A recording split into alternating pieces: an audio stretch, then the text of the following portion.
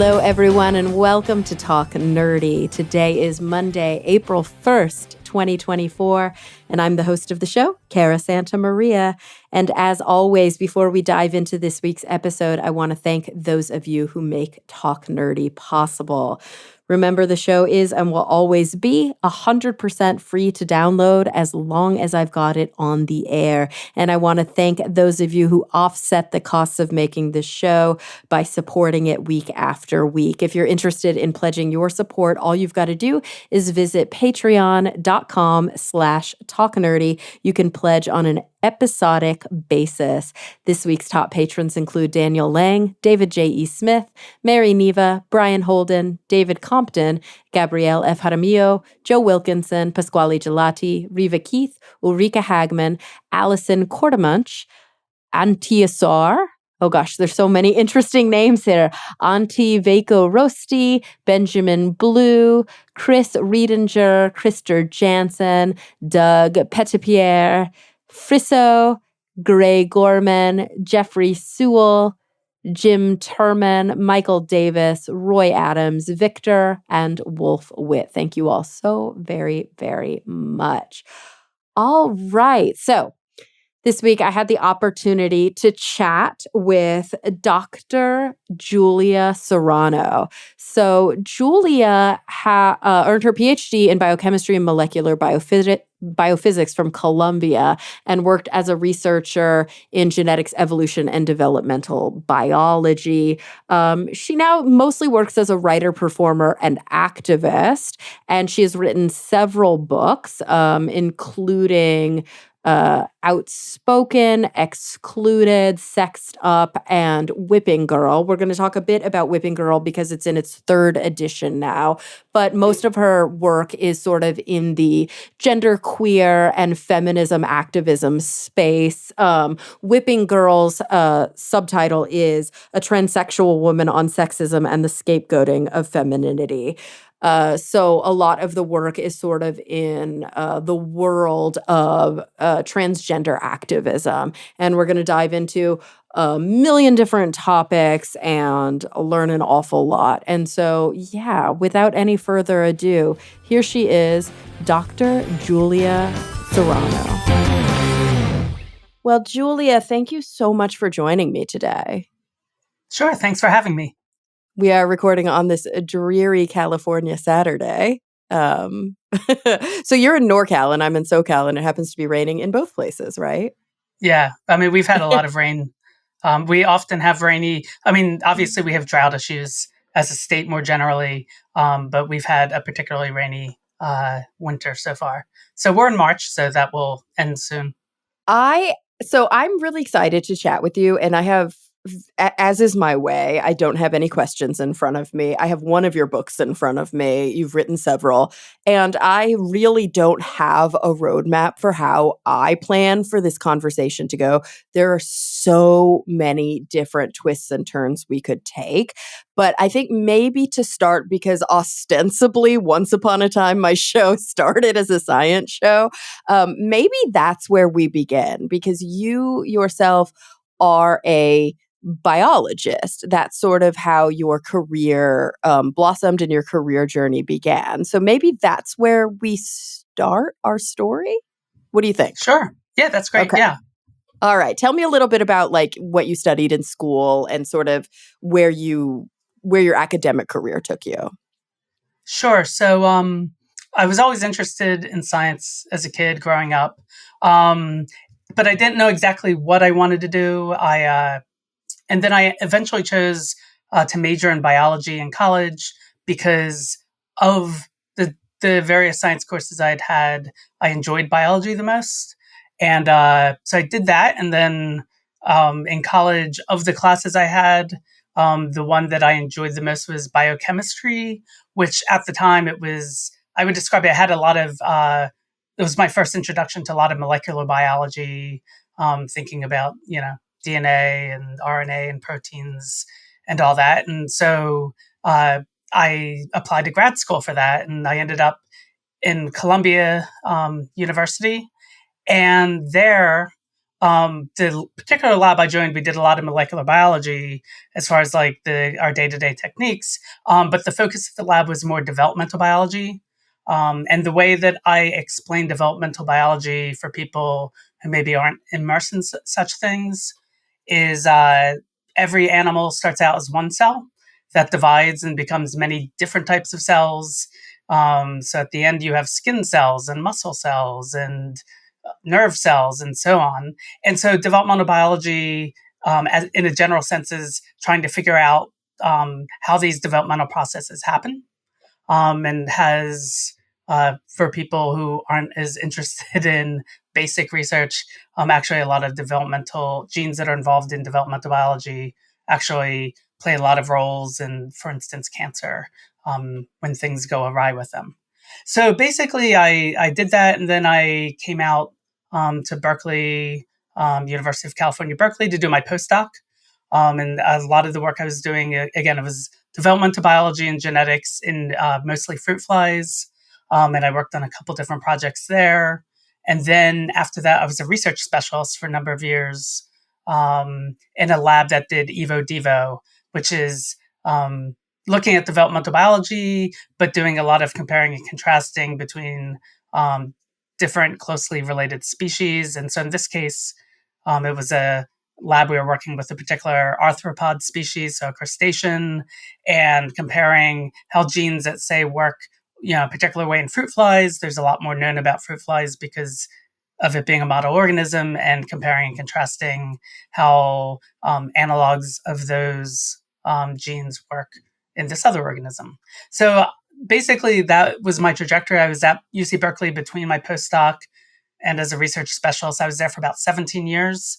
And I am no longer doing that. Mostly, um, it was a mixture of everything was going really well with my writing, and also my PI's grant was ending, and I had a 2 year heads up that when that grant ended, he might not have the money to keep me. So that's when I kind of transitioned to full time writer, and doing that and doing speaking and things like that. And so talk to me about that kind of that movement while you were still working in the lab into starting to give talks, into doing more writing, and into kind of like finding a voice both from sort of an activist, but also a memoir, and also still a very um, educational kind of scientific perspective. How did you start to say, okay, I have a voice that I think people need to hear? Yeah, that was something that also gradually evolved. So I always had extracurricular activities while I was, doing biology in grad school and postdoc and everything. And initially, my original creative outlet was music. And so I played in a band and wrote songs, and I was doing that through, grad school and my postdoc. And around the time, so in 2001 is when I transitioned. So I'm transgender and transitioned from male to female. And it was around that time that had some stories I wanted to tell that I hadn't really shared with the world before then, because especially for people who weren't around back then, especially in like the 1990s, there were trans people, but um, there wasn't a lot of public awareness. There was a lot more stigma back then, and so I basically kept a lot of that. You know, there were things I shared with some people close in my life, but it was around that time I wanted to express that more. And so I started doing actually slam poetry because my partner at the time was a co host at the Berkeley Poetry Slam. So I started out doing slam poems, and most of those were trans themed. And then I started doing more work as an activist, a trans activist mostly. And so I started writing essays. And then uh, those essays kind of evolved, and I eventually met the editor who was the editor for my first book, Whipping Girl, which came out in 2007. And so basically by that point, it was a very gradual process where before I knew it, I didn't start out wanting to write a book. But I was really immersed in a lot of activism and thinking a lot about, um, especially at that time, trying to make sense of you move through the world in one particular way, moving through the world where people perceived me and presumed I was male, to the very jarring experience of all of a sudden having the world perceive and react to you in a very different way. Once I transitioned and people um, understood me to be female, but then also dealing with a lot of the way in which, if people presume you're cisgender, um, there'll be some presumptions they make about you, but when you're transgender, there'll be this whole new set of ways in which people view you. And so I was just very immersed in thinking about all this, and that all went into the book. So I guess the more general thing is I was always doing stuff outside of science.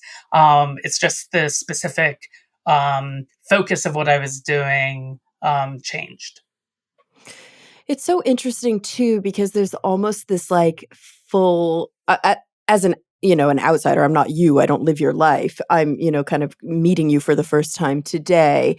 I see almost in some ways this full circle journey where, you say, all this stuff outside of science that you were doing, all these kind of like extracurriculars. And of course, we think about this very personal experience of femininity and of feminism, and the stories that you tell in your book about sexism and about transphobia and these different experiences of womanhood.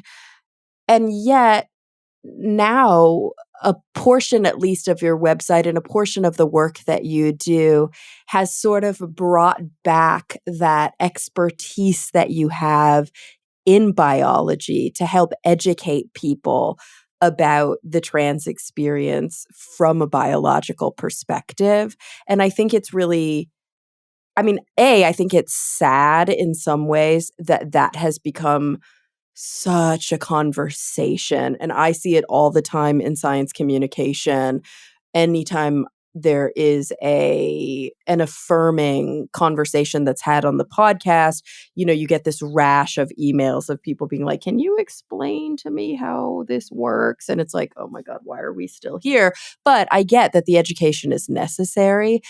I just think it's so interesting that what once was sort of, or continues to be, this quote unquote extracurricular is so, or can be so informed by what was always your core work, that there really is a sort of dovetailing there. And so I'm curious, maybe you could share a little bit about how your work as a biologist has informed your work as an activist, for example. Sure, yeah. Yeah, and that all dovetails, I think, in a couple of different ways.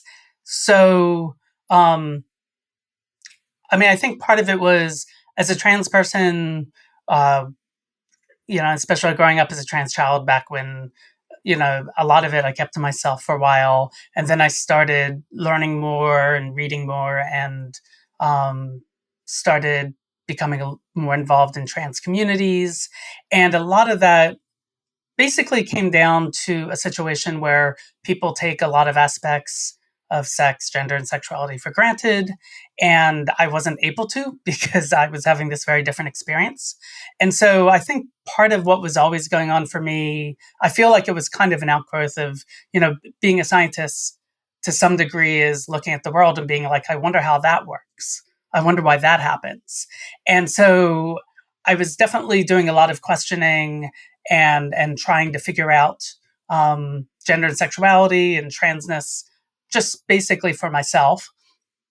And then as I start doing more activism, there was and particularly when I was writing Whipping Girl, there was still this sense that um, you know discussions about trans people was the type of thing that they'd bring in the quote unquote expert who would be, some psychiatrist who would tell Right, like a you, physician or something. Yeah. yeah, and it started out, um, and I think particularly because of the fact that trans people often seek out gender affirming care, which can be hormones or sometimes surgeries. I think because of that, it makes it really easy for there to be medicalization of trans people, and that was very, very prevalent. In addition to the idea of people, your curiosity, let's explain you, and a lot of the explanations throughout the 20th century all involved us being some kind of developmental anomaly or some kind of mental pathology. So I was interested in. I actually ended up reading reading a lot of that work um, to try to understand it. And then in Whipping Girl, I had a whole chapter called Pathological Science that is kind of my critiques of a lot of that work. Um, so it was very useful in that sense. And so part of it is like trying to figure out what's happening more generally. I also think gender and sexuality are about as multidisciplinary as any subjects that exist. um, there's obviously some biology that's going on, but there's a lot of sociologists and psychologists and people who are studying gender studies or queer studies. Each person might bring a little bit something else to the conversation. And so for me, while some of the work I've done, the biology part has helped in that as a scientist, I could read a lot of these papers and make sense of what was going on. Just because I was able to get through the jargon, or I could understand the experiments they were doing and maybe what some of the problems were. But also, I've found that I've kind of absorbed a lot of other different fields that has also been really important for me to kind of understand not just why trans people exist, which is one question, which isn't necessarily, in my mind, the most interesting question.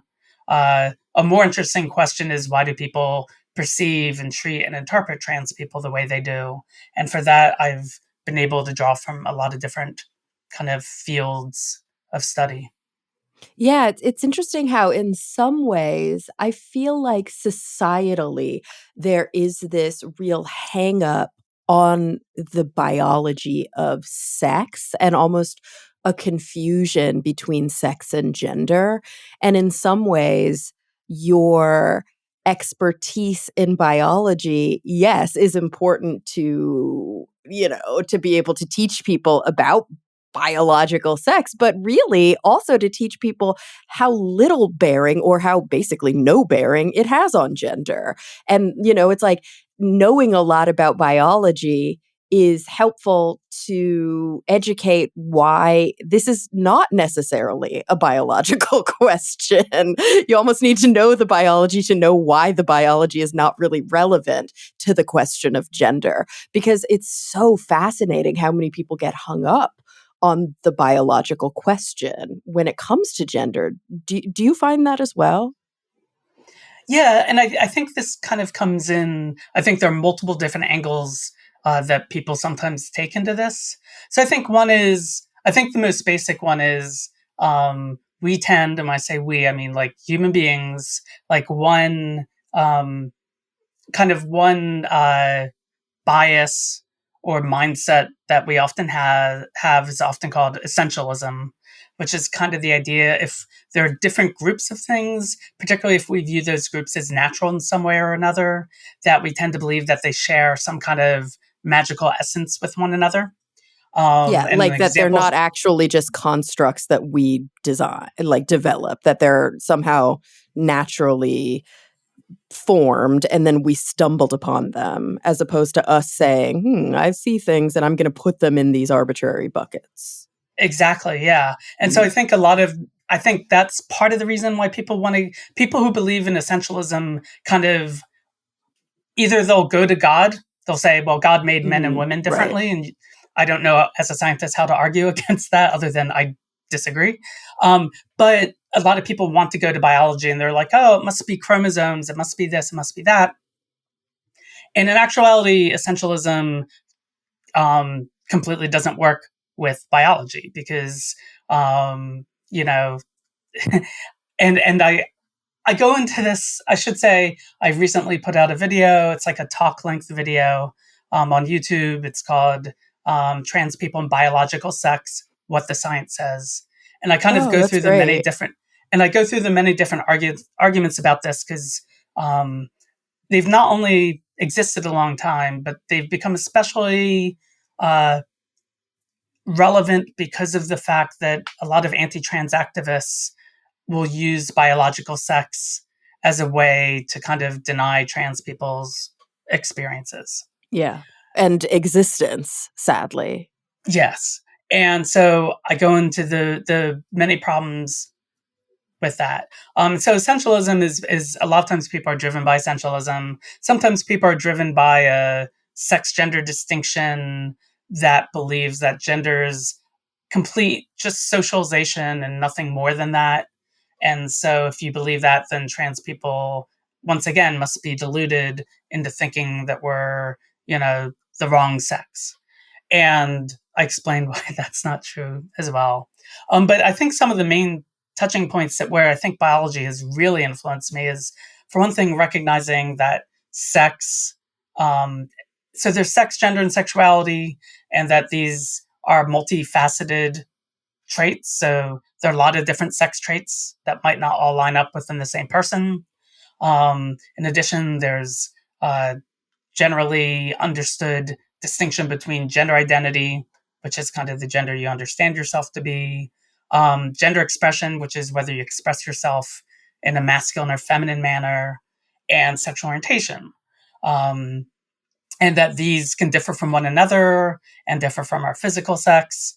And so that's one way in which biology is more complex than people um, often presume it is. Particularly the people who have an essentialist view, they have a very simplistic idea. And so it's like, well, actually, we know that sex, gender, and sexuality are way more complicated than that. Another thing Right. is, They as a almost bi- I feel like, sorry to interject, but I feel like a lot of times, and again, I think it's a form of sort of like exclusion and bullying and just uh hate, but a lot of times everything is just painted with this very like gay brush, like, oh, it's just all gay, and somehow that's like supposed to be pejorative. Like there's this real confusion about somebody who's non-binary or somebody who's asexual or somebody who is um transgender, whether they're trans feminine or trans masculine, that they're just all gay. And it's like, what does that even mean? It always blows my mind when that's like this very simplistic view that I hear from people who are sort of transphobic or trans exclusionary. Yeah, and the way I kind of describe this is, so that basically, that kind of thinking is basically what was historically in the late 1800s or late 19th century. Scientists around that time believed in sexual inversion, and that was their theory to describe anyone who we would now call under the LGBTQ plus umbrella. And they thought it was basically, feminine souls or brains and masculine and male people and vice versa, right? And so basically we've been historically lumped together, and a lot of these ideas continue to persist throughout the 20th century, which is just a very simple way of thinking about it, but now it's kind of understood. Most experts, people who study gender and sexuality will say, well, we know that gender identity is not the same as gender expression, is not the same as sexual orientation, and so on. But people tend to reduce it to that. It's kind of like, if you have an essentialist view, then that's the easiest way to make sense of anyone who doesn't fit that view, to just be like, oh, well, there's a group of people who are, would have been called inverts by scientists in the late 1800s, or nowadays people just say, oh, they're all just gay. And then that creates a lot of misinformation, where a lot of anti-trans activists will paint um, a perceived increase in the number of trans people as, oh, well, those people would have been gay or lesbian, but like, now, you know, you're taking these gay and lesbian people and you're turning them trans. And Right, because of mass hysteria or something. Like, yeah, it's and just, they'll come up. Yeah, and they'll come up with lots of different theories for this. In fact, a ugh. lot of my writings against this, a lot of my writings these days against kind of the anti-trans activist movement is confronting a lot of these real simplistic ideas. But the truth is, you can just look at statistics, and the number of people who identify as lesbian or gay or bisexual or transgender or asexual, those are all increasing. And it's largely believed that they're increasing because of there not being as much stigma as there used to be. When I was a kid, there was not a single out queer person Right. in Of all of my high course. school. Not a single Yeah. one. In college, there was one out gay person. Like that was it. It was Wow. because back then, if you did come out, you could be, ostracized, and people in your life wouldn't want to have anything to do with you. You could be fired from work. This is still back when there weren't really um, non-discrimination policies, and a lot of that stigma has lifted, and that's why more people are allowed nowadays to say, "Oh, I'm trans," or "Oh, I'm gay," and so on. I can't help but feel like there is this staunch correlation between sort of the progress that's been made. In some ways, obviously we could look at it and say that there's been leaps and bounds and just like massive progress. In other ways, we can be like, geez, we've got so far to go. But between the progress that's been made, between the eh, sort of what we were just talking about, this like essentialism and this, what did you call it, that like inversion, is that the term that you used? Yeah, I mean, so sexual inversion, it was basically a theory that was used to try to explain the existence of queer people, and it's just basically it boils down to like masculinized brains in women's bodies, or feminized brains in male bodies. Right. Okay. So this like inversion theory, like when I think about this v- oversimplified, really cruel and ignorant kind of explanation for this very complex and rich and beautiful experience, I can't help but see a parallel with just the patriarchy, with just this very kind of toxic and fragile masculinity that has historically been maintained, and that all of these experiences are just like threats to this patriarchy. And anything that threatens the patriarchy is seen as aberrant and dangerous, and we've got to shut it down, and we've got to make fun of it, and we've got to minimize it, and we've got to subjugate it. And if we don't, oh no, the patriarchy could fall apart, and we don't want that because we like this power we have. Yeah, definitely. And in Whipping Girl, and kind of like one of the ideas that I forwarded there, because I really wanted to talk about, um, especially a lot of the transphobia that I, as a trans woman, or that a lot of other people on the trans feminine spectrum experience. You could call it transphobia, like people are insulting you or mocking you for being trans. But in my experience, almost all of that mocking had like was infused with misogyny.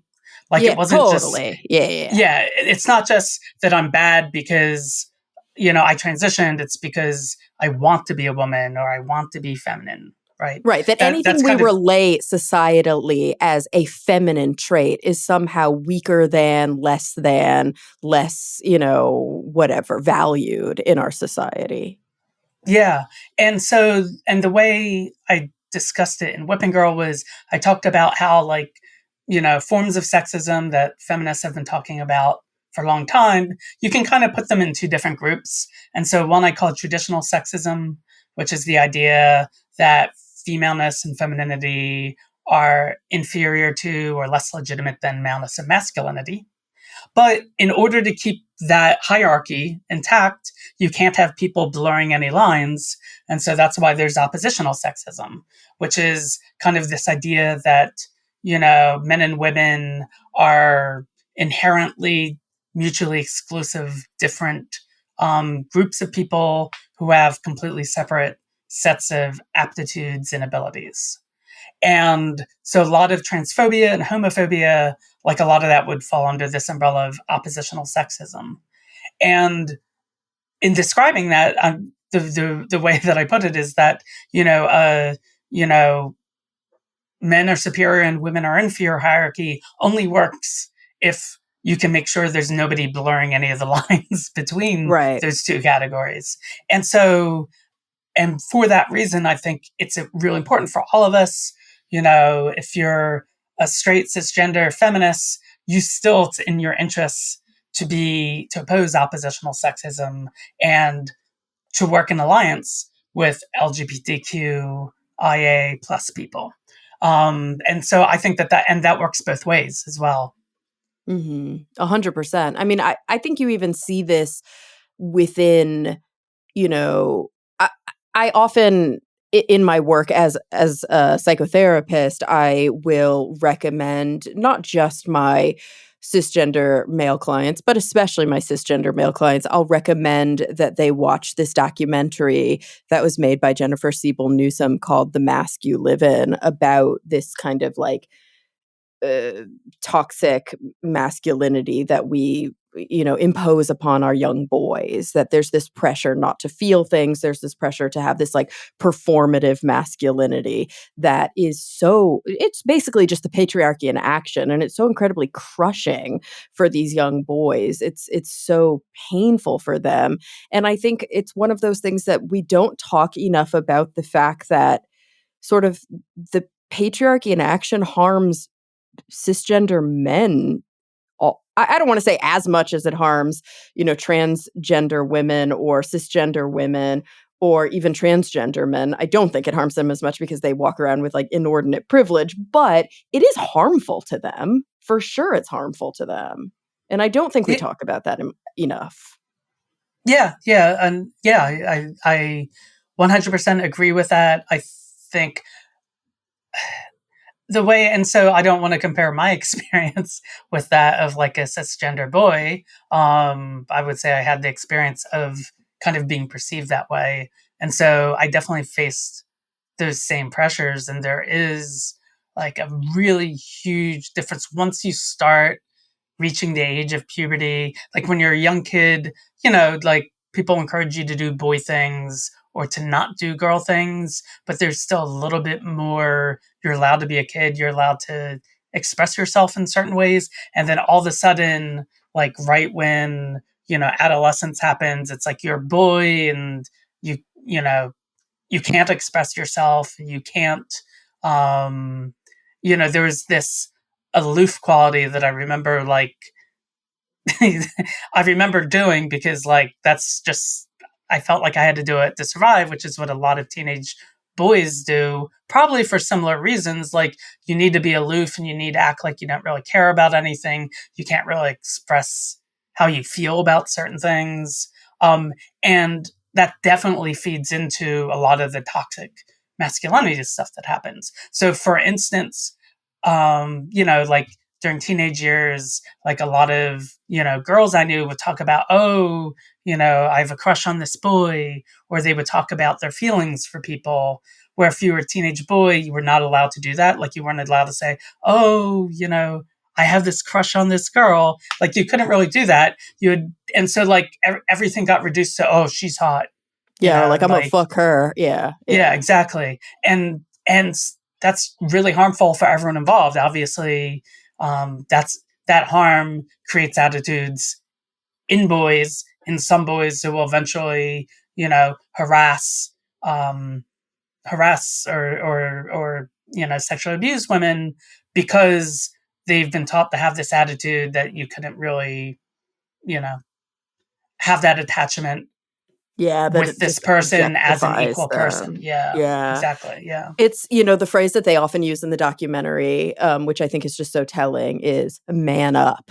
Like that's such a harmful phrase that's used in the patriarchy so often is that men are expected to man up. And when there's that adolescent shift in boys, like when they're a certain age, they're allowed to cry and get the hug from their mom, or they're allowed to cry to their boyfriends or girlfriends. And then there's that shift that happens when they're expected to man up. And they also say in the documentary, this is very telling to me, there is a point where you can start a fight on any playground across kind of the Western world by walking up to kids that are playing, boys that are playing, and say to them, who's the girl? Which one of you is the sissy? Which one of you is the pussy? And the minute that you point to something and say, which one of you is feminized? Because that's already loaded culturally as a negative. You know, Definitely.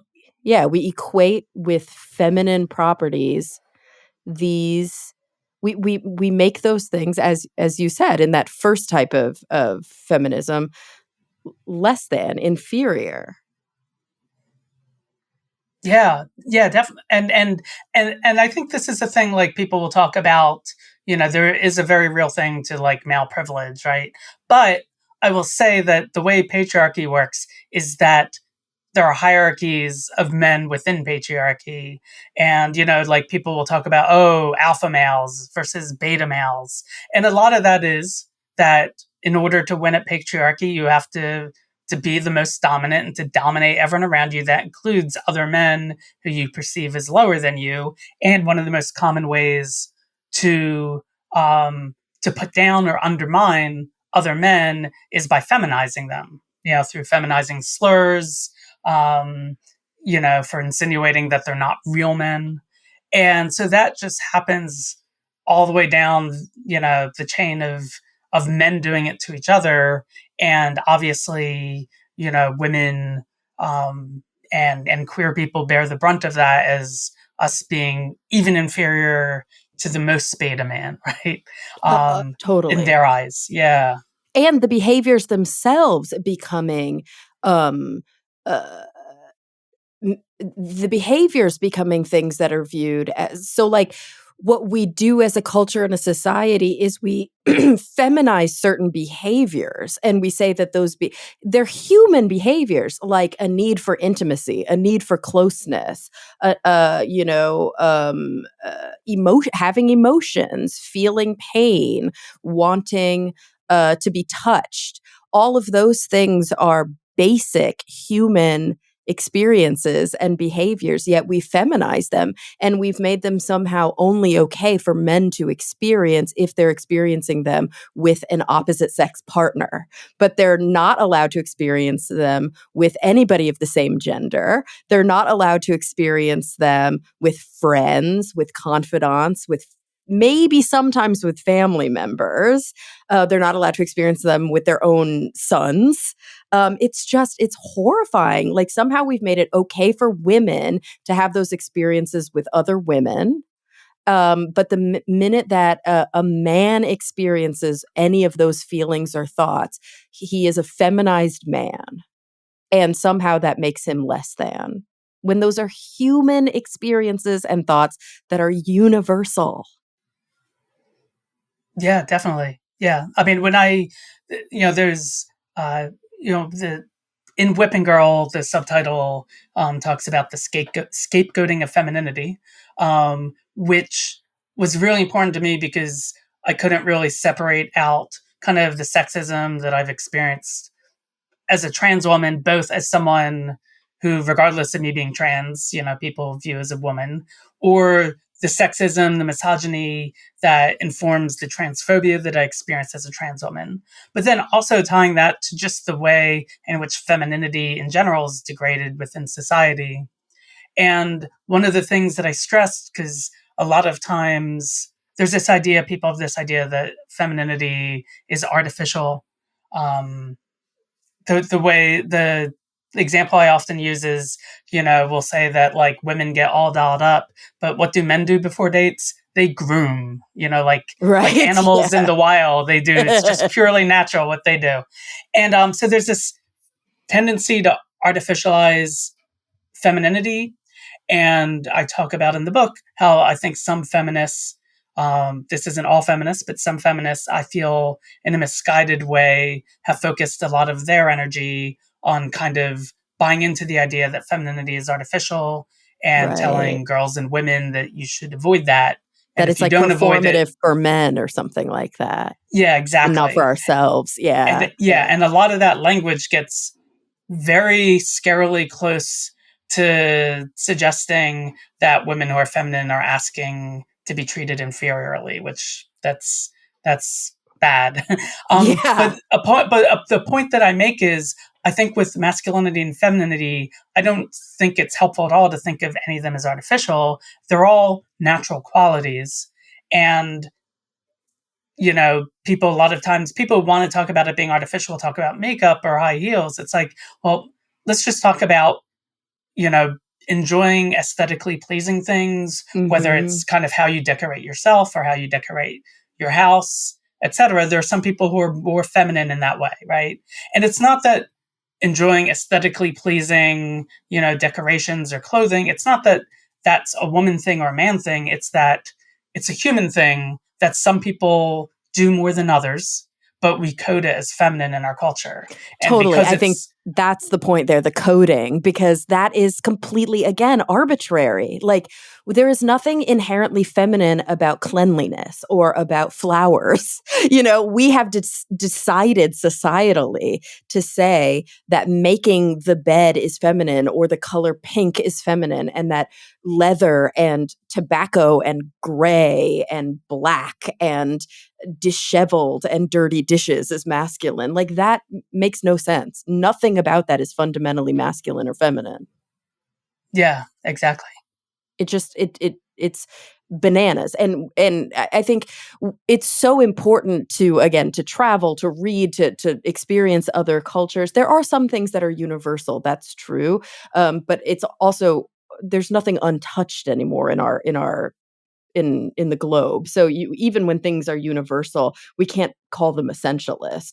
But there are so many examples where, when we really study other societies and other cultures outside of our little Western bubble, we start to really question the things that we thought were sort of, oh, that's kind of turns what I thought was, traditionally masculine or feminine on its head. And it's, I don't know, it frustrates the hell out of me. Like, I saw this thing. I'm super curious about your take on this. This is so gross because we live in like an Instagram society, but I saw this, like, am I the asshole online, where this woman was talking about her husband was saying, "Hey, don't forget I have my, friend from work coming over after work." And she was like, "What the fuck? You didn't tell me that." And he was like, "No, I did." And she was like enraged. And she was like, "I was really questioning why I was so mad, because the house was a mess. We're messy people. It wasn't clean. And I was really upset with him. And I stopped and I really dug deep to understand, why am I so mad at him for this?"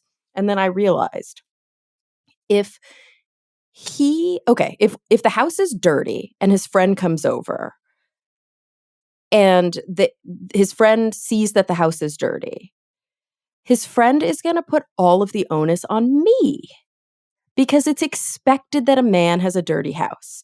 That's the trope, right? The bachelor pad. That's like, oh, they just don't care about those kinds of things. They have other things on their mind. The bachelor pad is messy. That's just how it is. But the woman has this expectation of this domestic, labor. And if the house is messy, that falls on her shoulders. She's not a good housekeeper. She's not taking care of the family. She's not, fulfilling her womanly duties and her womanly roles. And there's this inherent guilt that this woman online actually had to, like, dig deep to understand why she was feeling so angry.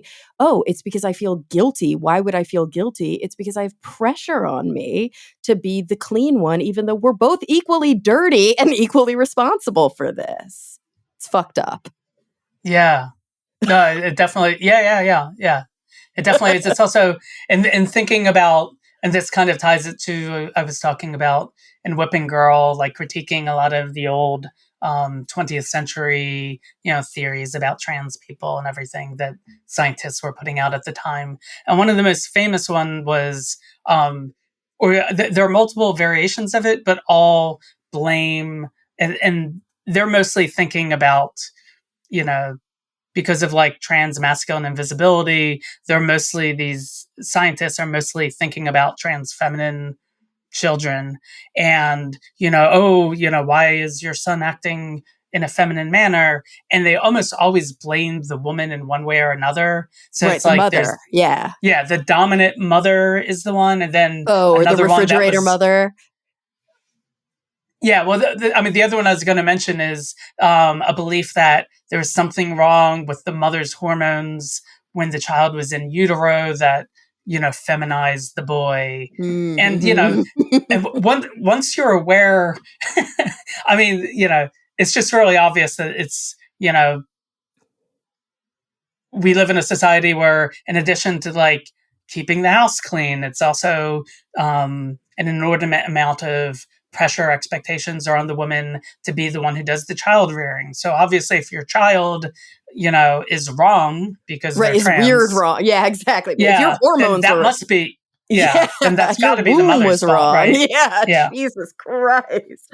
And then yeah, kind of going back to like this hierarchy that you mentioned before, like the sort of patriarchal hierarchy that even within genders, like even within cisgender men, but even within women, there has historically always been this hierarchy of privilege, right? And this is what really, really bothers me is that you see cisgender women should be, I think, some of the biggest allies for transgender women. Like, we know how fucked it is to exist as a woman in the patriarchy. And we have these, wonderful women who could. I mean, it would be torture for them, and I've known women, transgender women, who really fought to try to exist as men in the world, and it was abject torture, but could have lived with these privileges, right? Pushing against every fiber of their being of who they truly are, but could have lived against those privileges and couldn't, I don't want to say chose or decided to, but did transition and live their lives as their authentic selves and entered into a class of citizenship that is perceived as less than. These are our sisters. And yet there's this layer of sort of hierarchical privilege within cisgender women that are, they're called TERFs, right? That actually look down on transgender women and are trans exclusionary. And they absolutely baffle me. And I'm curious how you've grappled with that sort of, that hierarchy in your writings. yeah, sure. So in Whipping Girl, uh, TERFs is a fairly newer. So basically, I think TERF was coined around 2008. Right. It Was it means coined because of what's her name? Because of the Harry Potter lady? Oh no, this is way Oh, it was before before she that. was Okay. All known right. to be. Yeah. So She was just basically, sort of the most public example lately. yeah. So basically, trans exclusionary feminism has existed for a while. I write about it in Whipping Girl. So a lot of my thoughts, my early thoughts are in there, particularly in a chapter called "Bending Over Backwards," where I talk about trans exclusion policies. Particularly, there was the Michigan Women's Music Festival that long had one. But they've existed in different forms, and the point that I make in it is that these views are very anti-feminist. Like if you once you start looking at them closely, they're very anti-feminist. Um, and then there is evolution. So basically, trans exclusionary radical feminists was coined by a cisgender radical feminist to distinguish between radical feminists like her who were not opposed to trans people versus those who were. And then in the UK, sometime probably 2013 or 14 is when gender critical became a term that was used. And so in the UK, that's a very common term that also a way of saying, oh, I'm opposed to trans people, but from a presumably feminist standpoint. And I've written a lot in more recent articles, kind of about multiple things that are wrong with that viewpoint. I will say, and they do get a lot of news. A lot of times, gender critical or TERFs will get a lot of attention because a lot of them are actively working to upend, trans people's rights and ability to exist in the world.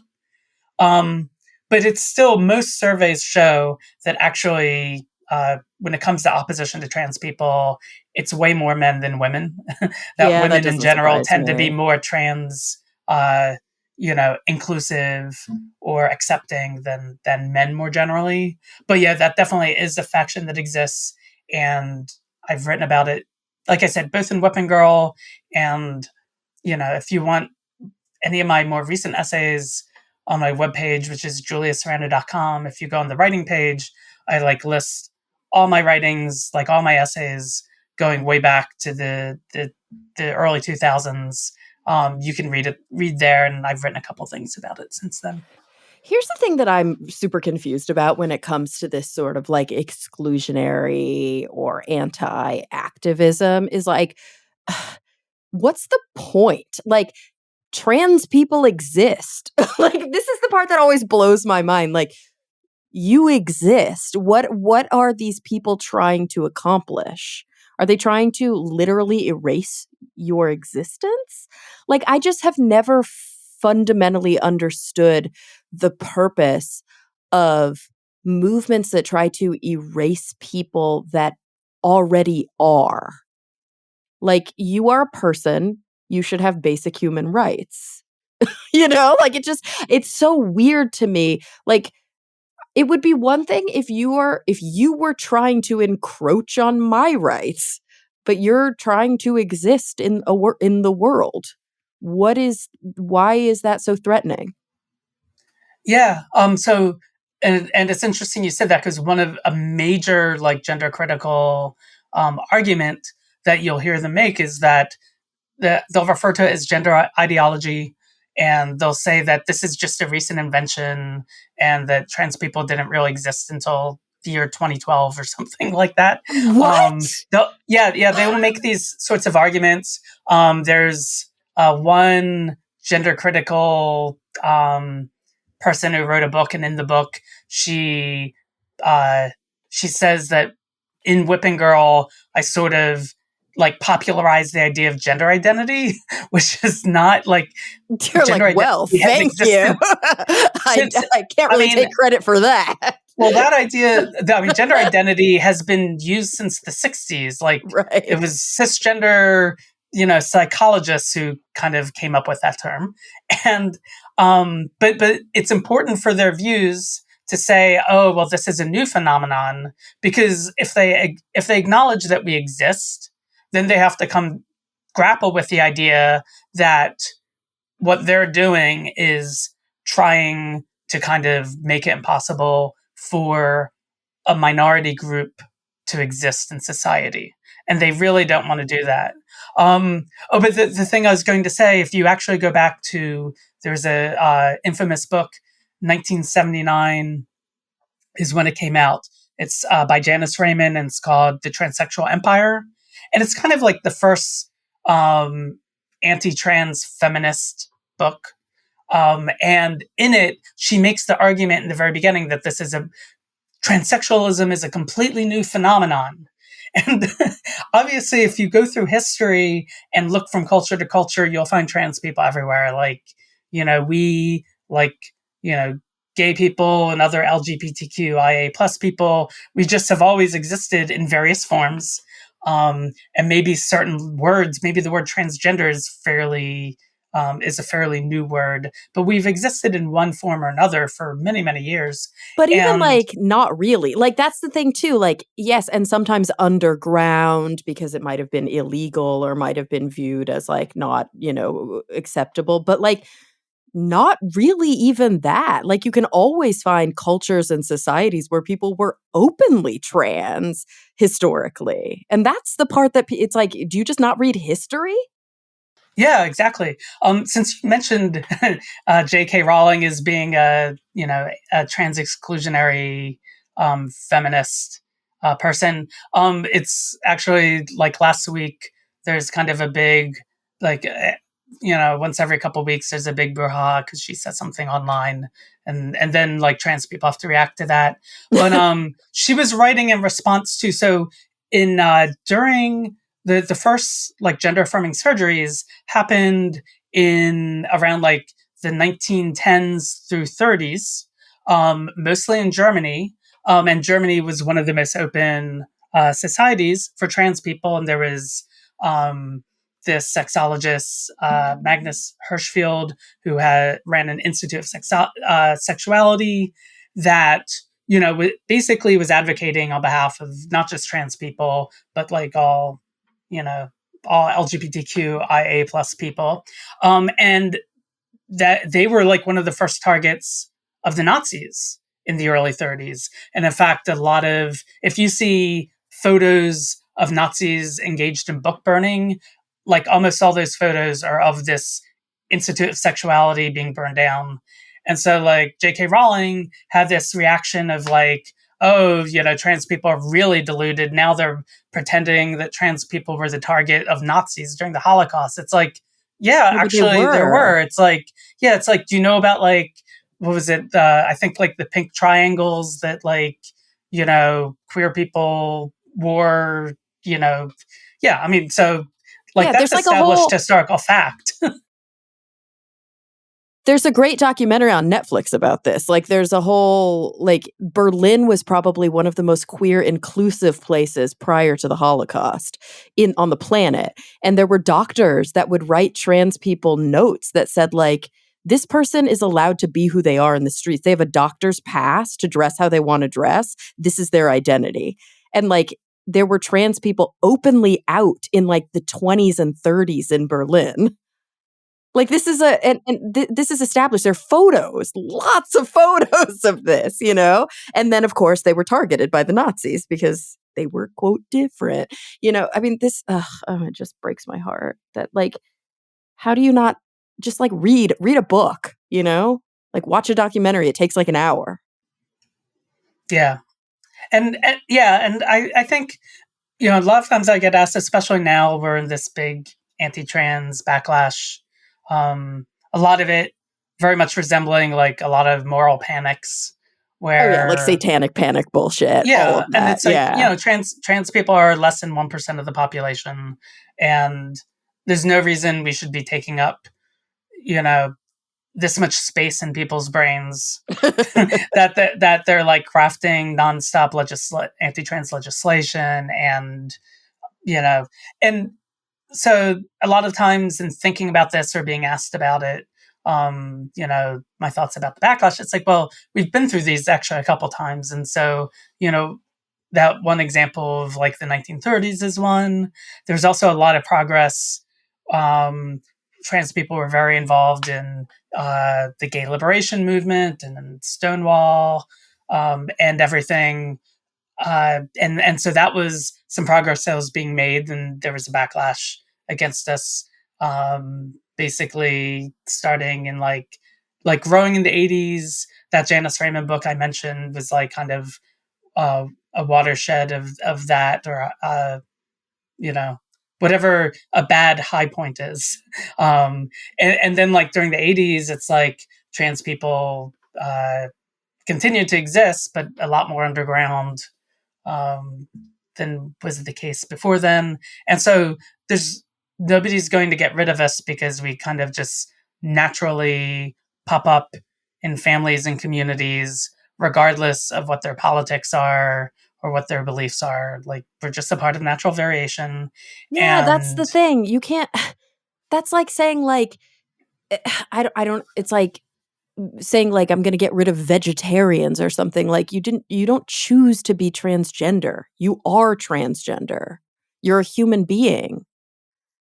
You can't be gotten rid of. Like that's the thing that's so it, e- even if in the Holocaust you were eradicated, which is the grossest thing in the world, more transgender people would be born because you are people.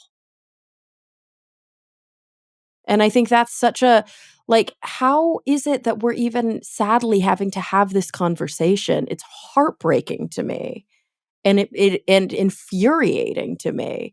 And as on that note, as you were mentioning this like moral panic that we see sort of ebb and flow over the years, and right now because of Trump and because of the like hardcore alt-right movement in this country and sort of across the Western world, uh, that's like at a fever pitch. I would love to. I, not that I'm playing devil's advocate, I'm not playing devil's advocate, but for the listeners who I think are maybe in some ways trying, honestly, I don't want to make excuses for them, but for the emails that we sometimes will get on this show and on the show that I work on, also The Skeptic's Guide to the Universe, where we'll get emails from people who seem well-meaning, who are like liberal, but they'll say things like, listen, I have trans friends and I'm LGBTQ positive and I wear my rainbow pin. But I do have to say, I'm a little concerned when I read these articles about, surgeries that are done on little children and blah, blah. And I'm like, Jesus Christ. Like, I would just love to hear from somebody who has done a lot of work in this area, who has this expertise and who writes, in this area and who has lived the life of somebody who, yes, you transitioned a little bit later in life, but you've talked to like a bajillion people. Can you help the people who are listening who are still holding on to that thread, who are like, yeah, but surgery on a 4-year-old, I don't know about that. Just like, come on, people. Yeah. They don't do surgery on So 4-year-olds. By the spoiler alert. exactly. Yeah. For Whipping Girl, I got to write an afterword that's largely about trans children and the anti-trans moral panic we're living through now. So I address that there if Okay. for people who do pick up the book. Yes, please do. For Oh, people because for it's people re-released now, right? We've been mentioning Whipping Girl a lot. This is one of your earliest books, but you just re-released it with a new afterword. Yeah, so this is the third edition, and the only thing that's new about it generally is the afterword. And I go in depth about basically watching the anti-trans backlash start and addressing a lot of concerns that come up. For people who don't want to pick up the book, one of the things you would find on my writings page is a fairly recent essay from last year called "Gender Affirming Care is Neither New Nor Experimental."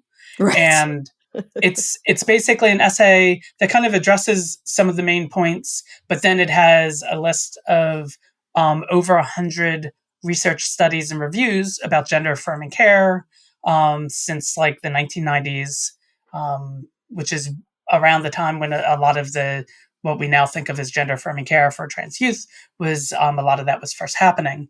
So yeah, the main things are that um, there are no surgeries on no children are getting surgeries.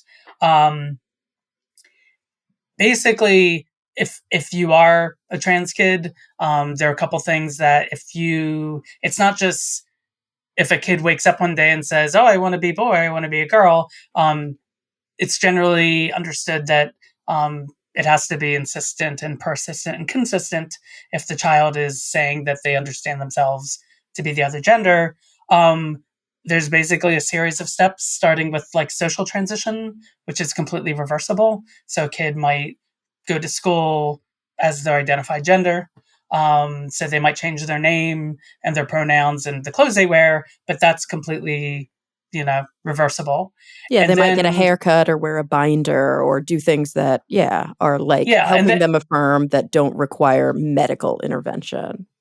exactly. And there are puberty blockers, which people will insist that these are somehow new or haven't been tested. They've been used since the 1980s to treat precocious puberty, basically children who experience puberty earlier than the normal ages.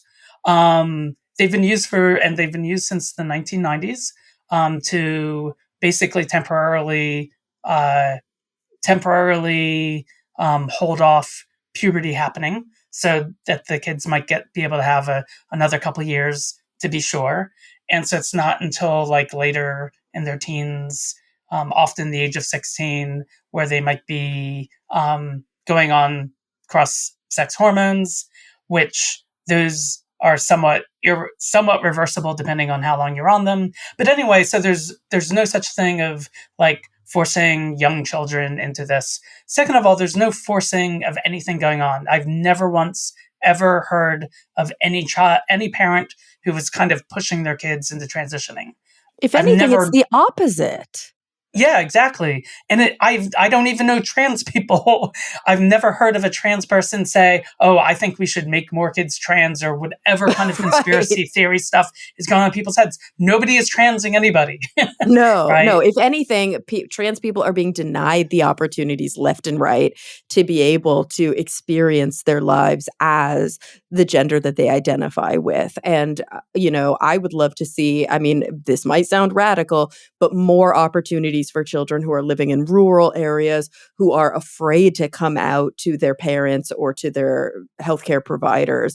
But sadly, what's much more common is that children are waiting until sometimes they can't do the affirming care until they're older and until there are changes that take place that are harder to reverse. And that's not to say that they can't still, engage in gender affirming care when they're older and live a really full and meaningful life.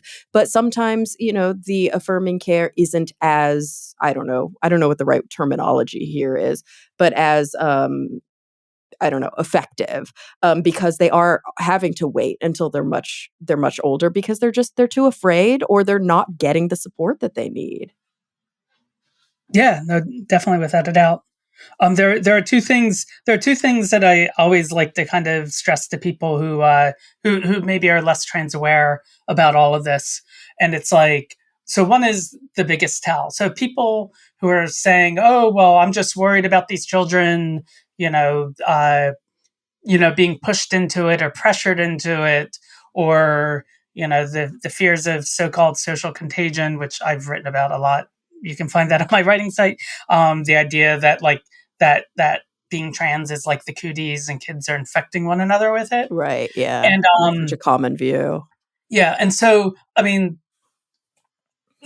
so so so the people who worry about like, oh, kids going on puberty blockers or going on hormones, the people who are saying that, they almost always oppose social transition too. Like if you ask them, well, what are your views, are you okay with, instead of those kids going on puberty blockers or going on hormones, can they just go by their identified gender at school and the name they want and wear the clothes they want to wear?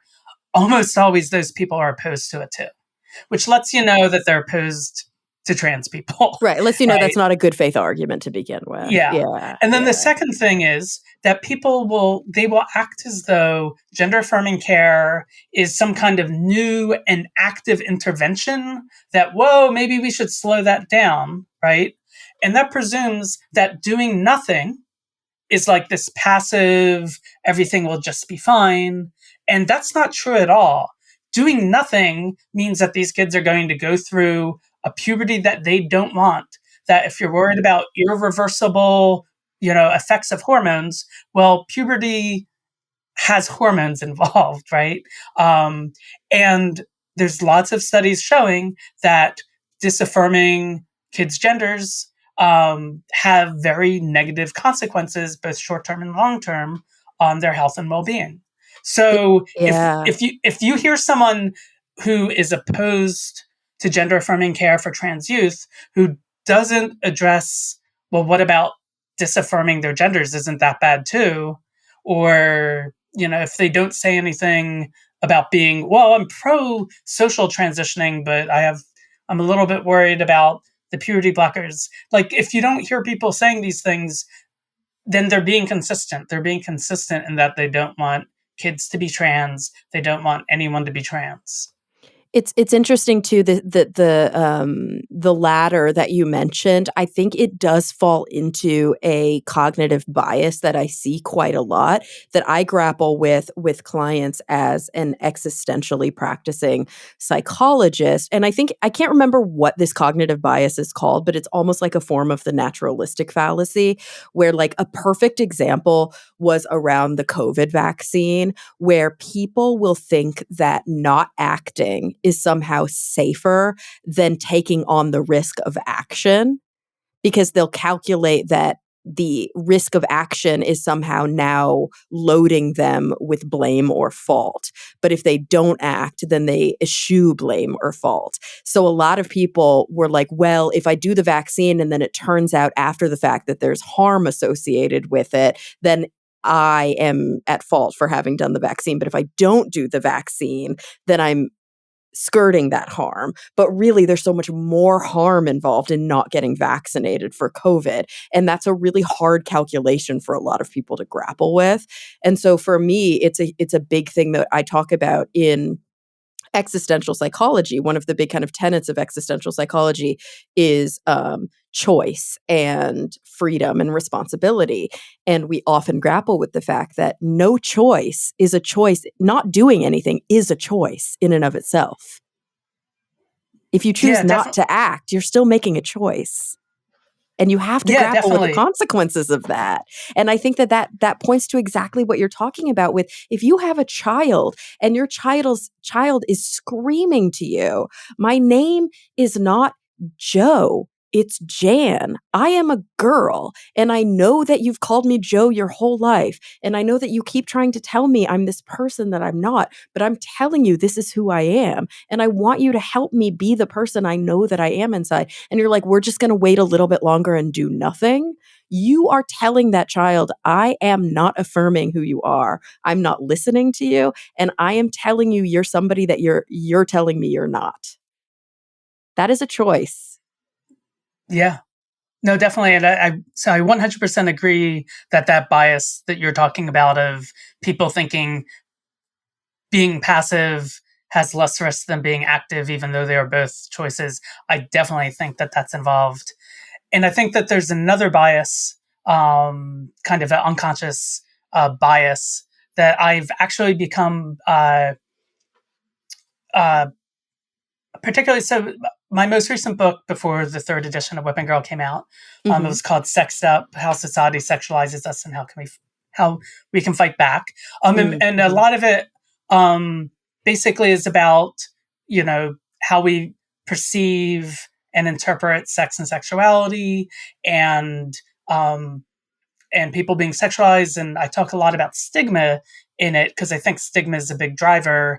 And studies basically showing that stigma, people imagine stigma acts as a contagion, that it's like, it's not just it's contagious, that people can get infected, but once you're infected, you become tainted and spoiled and like permanently ruined in people's eyes. And in kind of working on that, it's become really clear to me that some things are deemed pure, and some attributes are viewed as dirty and tainted and contaminated. And I think that the way that straightness and queerness work in people's minds is that straightness is pure and queer people are contaminated by it. And so there's, I think, the idea of social contagion. It's like, oh, well, if your kid plays with another trans person, like, then they might catch the trans from them. When in Yeah. reality, it's probably that both your kids are like, gender questioning or gender nonconforming, and they're friends because they have that in common. And so It's I've been also so thinking, funny because it shows how insecure people are in their own sexuality. Like that tells me a lot more about you as a parent. Like that your fear, because like, are you afraid that if you hang out with a bunch of trans people that you're going to start questioning like the sanctity of your own marriage or something? It's just such a weird worldview. Anyway, continue. oh, sure, yeah, and so yeah, and so I think a lot of anti-trans activists, their reactions make a lot more sense if you realize that they view transness as a corruption or a Yeah. contamination, that they're trying to prevent children from being contaminated, even though that's not how it works. And A so hundred their idea percent. of like, if you can just quarantine all the trans kids and like let the rest of the kids be pure, uncontaminated cisgender kids, like that's seems to be kind of the roadmap they're going by. And I found this very useful in thinking about. I think all stigmatized groups to some extent are seen as, you know, contaminating or corrupting in one way or another. And, you know, you can also see this, we're like in the middle, you know, this kind of, you know, it's an anti-trans and anti-queer backlash that's going on right now, but it's also anti a lot of different marginalized groups, and the way in which like uh quote unquote, you know, CRT or DEI as it's imagined in the minds of kind of people on the far right, as this thing that's contaminating our otherwise pure white culture. And there's a lot of um, I think that that's why we often talk about in like trans communities of, it's sometimes called like the turf to fascist pipeline.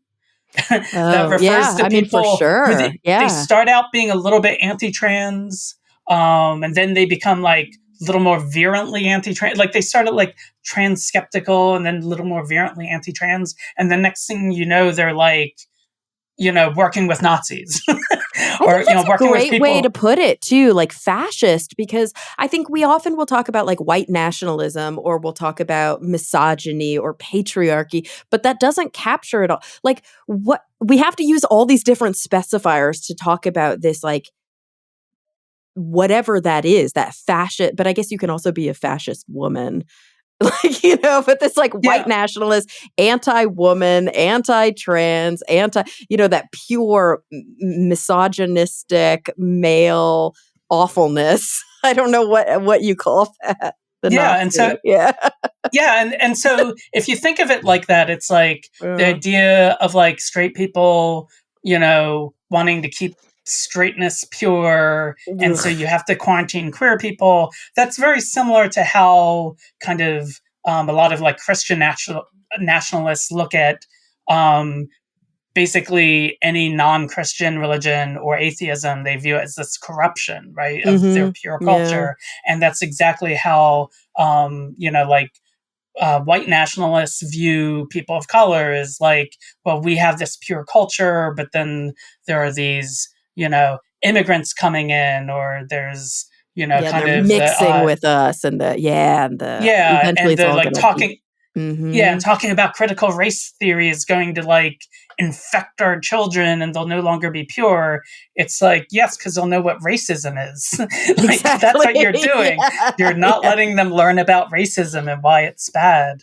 Yeah. Anyway, so in this way, I think they're all kind of connected, and I think that there's at least, I'm optimistic that I think a lot of people, not everybody, obviously, but I think a lot of people kind of see the ways in which these different uh, these different, you know, movements are all intertwined with one another, and also intertwined with kind of the increasing authoritarian anti-democracy movement that's happening um, in our country and across the world in different ways. And so I'm cautiously optimistic about, you know, that there's more of us who doesn't want that to happen than there Yeah. are people who do want it to happen. Here, here. You know, I'm super curious as we're closing this up from the listeners of the show this week.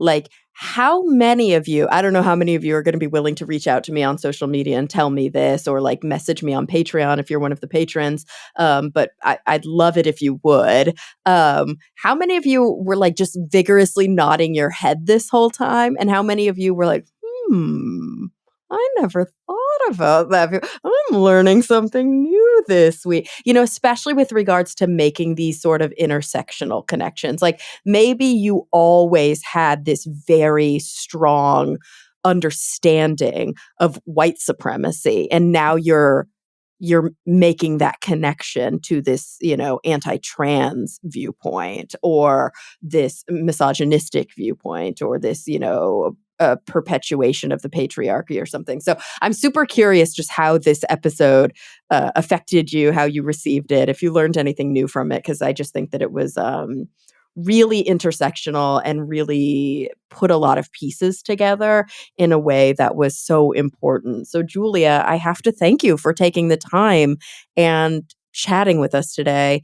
It was a really meaningful conversation. Thanks. Yeah, I really enjoyed our conversation too. And thanks again for inviting me. Oh, of course. And everybody, I just want to go through the list real quick because I know that they were mentioned, but you have this great group of books, and there's just so much to be learned here. So, Whipping Girl, a transsexual woman on sexism and the scapegoating of femininity, the third edition, right? You said it was the third one now, was just re-released in 2024. Before that, it was Sexed Up, How Society Sexualizes Us and How We Can Fight Back. Before that, 99 Erics, a cataclysm faux novel. Before that, Excluded, Making Feminist and Queer Movements More Inclusive. And prior to that, Outspoken, A Decade of Transgender Activism and Trans Feminism. Thank you so much for joining us. Yeah, thanks once again. And everybody listening, thank you for coming back week after week. I'm really looking forward to the next time we all get together to talk nerdy.